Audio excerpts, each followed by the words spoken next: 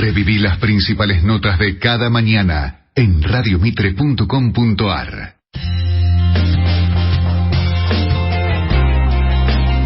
Que nos va a ayudar a entender un poquito una agenda judicial realmente electrizante en este cierre del año.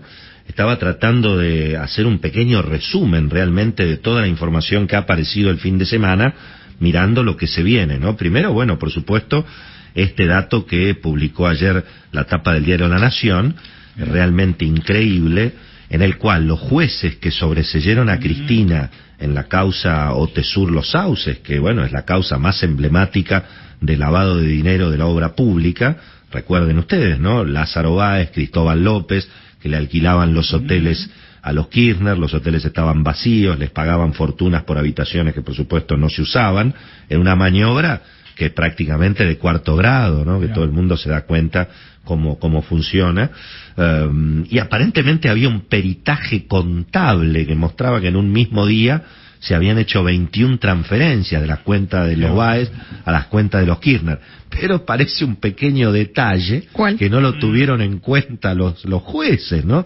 Y que aparentemente va a ser muy importante en la apelación, justamente si efectivamente esto es así, va a ser difícil que no se reabra eventualmente la causa. Pero bueno, resulta que también ahí juega lo que va a ser el futuro de la presidencia en la Cámara de Casación Penal, donde compite Alejandro Slócar, que es un juez de justicia legítima, contra Daniel Petrone. Pero resulta que Daniel Petrone es uno de los que tiene que revisar precisamente este caso emblemático de lavado, que es el caso de Otesur, y donde aparentemente este peritaje contable va a ser importante para retomar el juicio contra Cristina y su familia por este caso, ¿no? Qué casualidad todo, ¿no? Al mismo tiempo, Daniel Santoro escribió en Clarín el tema de que el juez Ercolini está pidiendo la extradición del mexicano que está detenido en México y que participó del lavado de dinero de Daniel Muñoz, el secretario privado de los Kirchner, que bueno, aparentemente se afanó como 160, 170 millones de dólares. Interesante antes de escuchar a la querida Lucía Salinas, escuchemos lo que decía Cristina el viernes allí en Plaza de Mayo, cuando le pedía a Alberto Fernández que encontrara los dólares que fugaron los argentinos y que con eso se le pagara al Fondo Monetario Internacional. Así que bueno, está proponiendo expropiar los dólares de los argentinos.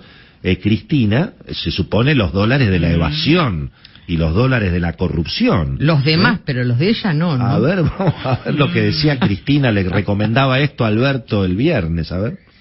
Necesitamos que el fondo nos ayude a recuperar de los paraísos fiscales donde se han ido miles de millones de dólares en evasión para que les paguemos. Presidente, comprométase que cada dólar que encuentre en el exterior se lo vamos a dar primero al fondo de los que fugaron, de los que se la llevaron sin pagar impuestos. ¿Quién se la llevó? Que sea Cristina con el fondo. Claro, el punto es que a propósito de la lucha contra la evasión y los que se la llevaron, llama la atención que se define en las próximas horas, bueno, uno de los casos más emblemáticos de evasión impositiva en la Argentina, que fue el caso de la evasión del impuesto a los combustibles de la compañía Oil, donde está involucrado obviamente uno de los empresarios cercanos, obviamente, a el planeta Kirchner, que es Cristóbal López. ¿Pero eso fue evasión o fue apropiación del impuesto que debía transferir al Estado? El tema se define justamente este jueves, porque el Tribunal Oral Federal número 3 va a dar a conocer el veredicto en esta famosa causa Oil Combustibles. Pero lo más importante de este tema, independientemente de si se definen las culpabilidades o las inocencias, es que el organismo que tiene que luchar contra la evasión en la Argentina, que es la AFIP, se ha retirado.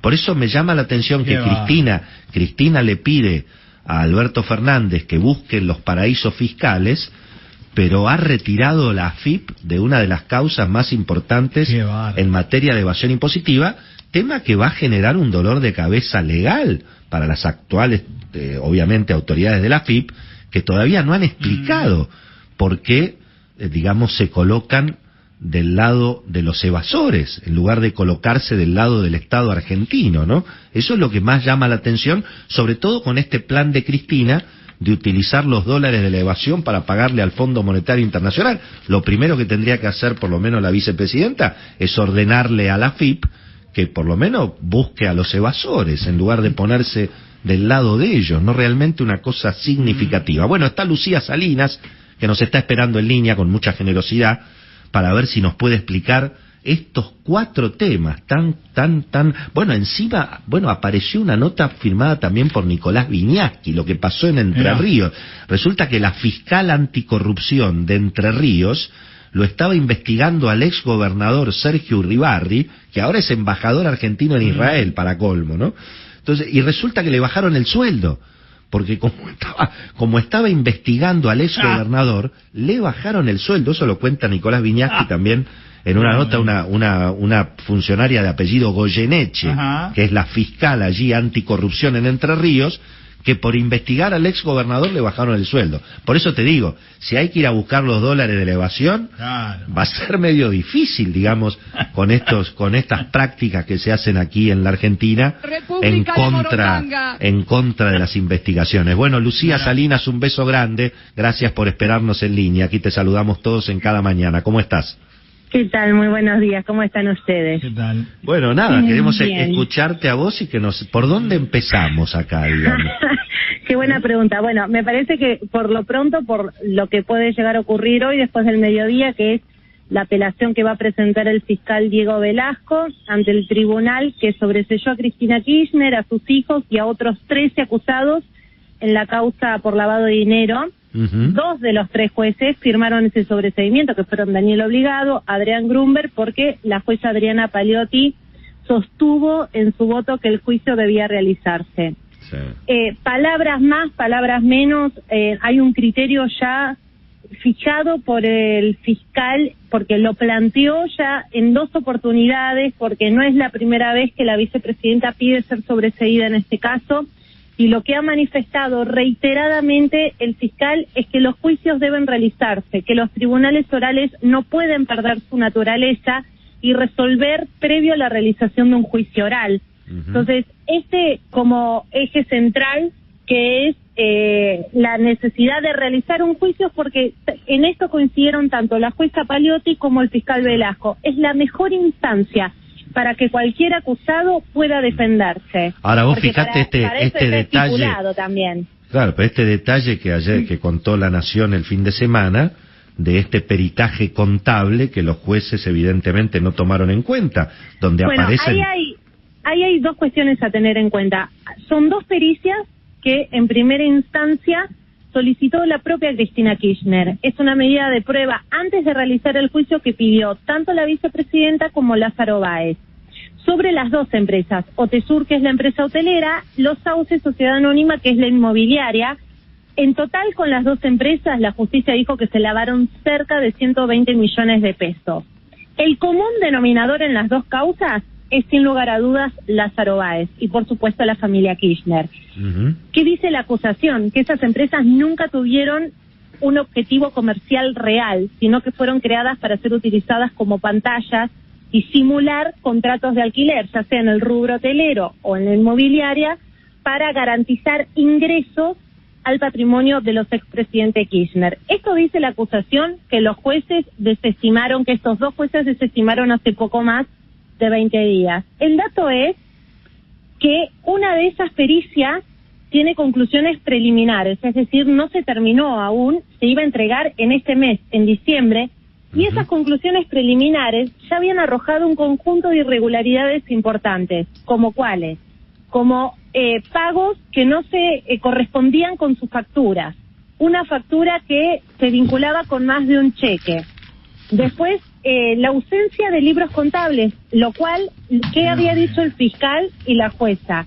No se puede concluir que esta es una prueba, primero que la prueba no está concluida, y después que los propios peritos dijeron que las tareas se les dificultó enormemente porque la familia Kirchner no había entregado todos los libros contables, porque faltaba documentación y porque en otros puntos que se analizaron puntualmente de la inmobiliaria, lo que se planteó es que no, en muchas oportunidades cuando se empezó a realizar la compra de inmuebles, no tenían fondos suficientes para para adquirir esas propiedades, y que había una contabilidad difusa, dijo este peritaje, y eran solo las conclusiones preliminares.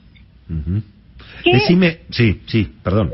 No, bueno, que se sospecha en los tribunales de Comodoro Pi que las conclusiones finales de ambas pericias posiblemente iban a ser mucho más contundentes, y que podían llegar a reafirmar la tesis que llevó esta causa a juicio oral. Y acá te agrego un dato, Willy, para que esta causa, tanto Tesur como Los Sauces, llegue a juicio oral, en cada expediente intervinieron no menos de 20 funcionarios judiciales, entre jueces y fiscales de distintas instancias. No me parece un dato menor, porque un expediente no llega azarosamente a su última instancia, que es el juicio, para allí determinar si una persona es culpable o inocente. Sin duda. Por último, Lucía, ¿cómo crees que se define este caso tan emblemático, que es el que se decide esta semana sobre la evasión en el impuesto a los combustibles que se le imputa a la compañía de Cristóbal López, ¿no? Mira, ahí hubo algunas consideraciones. El fiscal Marcelo Elorrio lo que planteó es que había pruebas suficientes para acusar a los 3 únicos imputados: Cristóbal López, Fabián de Sousa y Ricardo Echegaray. Básicamente lo que dijo es que efectivamente hubo una maniobra a través de la cual Cristóbal López, lejos de cumplir con sus pagos impositivos, lejos de cumplir con el pago de esos planes de facilidades que iba recibiendo sistemáticamente por parte de la AFIP, utilizó ese dinero que debía ir al fisco para financiarse, para incrementar su holding. Y lo que más llama la atención de esa causa es que el organismo que se supone que tiene que controlar y perseguir a los evasores, digamos, se retiró de la causa. O sea, la AFIP persigue a todo el mundo, menos aparentemente a los amigos del poder. Una cosa increíble, digamos. Y ahí el dato también, Willy, es que la AFIP es el principal damnificado. Pero lógico. Es el principal acreedor de Oil Combustibles.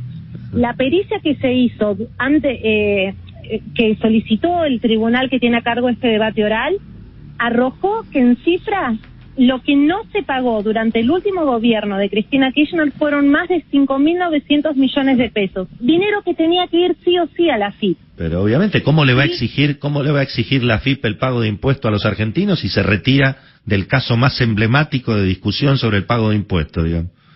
Bueno, y lo que dijo la AFIP en esa resolución que firmó Mercedes Marcó del Pont es que Cristóbal López y Fabián de Sousa habían sido víctimas de una persecución política, que su empresa había sido ahogada financieramente a propósito y que por eso seguramente no pudieron cumplir con sus obligaciones fiscales. Algo muy similar a la defensa de Cristóbal López durante el juicio y durante la investigación del caso, durante la instrucción. A mí me parece importante el rol de la AFIP por lo siguiente: la AFIP no solo se retira y dice nosotros no vamos a acusar a quien no pagó 5.900 millones de pesos según esta pericia y según la acusación, sino que además la AFIP permitió que Cristóbal López rescate Oil Combustible de la liquidación final de una empresa que está quebrada desde 2018 e inactiva. Y eso tiene una génesis que es una ley nueva de moratoria que había mandado Alberto Fernández al Congreso, que permitía que las empresas quebradas accedan a un plan de facilidad de pago. Entonces, fueron como hechos, si vos querés, concatenados. Esa primera ley, el perdón fiscal que le dio la AFIP, 2 planes de pagos, uno de 96 cuotas y otro de más de 50 cuotas que le dio, y después finalmente cierra toda esta cadena de hechos anunciando que se retira del juicio contra Cristóbal López. Bueno, estamos escuchando a Lucía Salinas a propósito de una agenda judicial eléctrica realmente en este cierre del año. Lucía, un beso grande, muchas gracias, felicidades si no hablamos antes de fin de año y gracias por toda la contribución que has hecho en este programa siempre. Un beso grande. No, por favor, un placer siempre charlar con ustedes, que estén muy bien. Chao, querida, chao. Tengo en una libreta tantas canciones, tiene tu nombre. Willy, todos somos iguales ante la ley, algunos son más iguales que otros, ¿no? Ajá, y sí, Qué bárbaro. Sí, extraordinario. Qué lindo, ¿no? Siguen las moratorias de la FIP, ¿no? Sí, eso sí. Sí, ¿no? Eso sí. Yo sé que hoy un grupo de militantes, me acerca Verdún, un grupo de militantes va a hacer una marcha a la casa de Lázaro Báez en su apoyo. El problema es que Lázaro Báez tiene más de 2.000 casas, así que los militantes ahora no saben a cuál de las casas ir.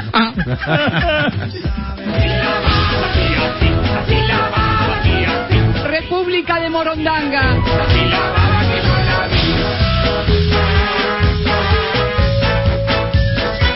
Cada mañana te levantás con tu radio. Cada mañana. Por mí.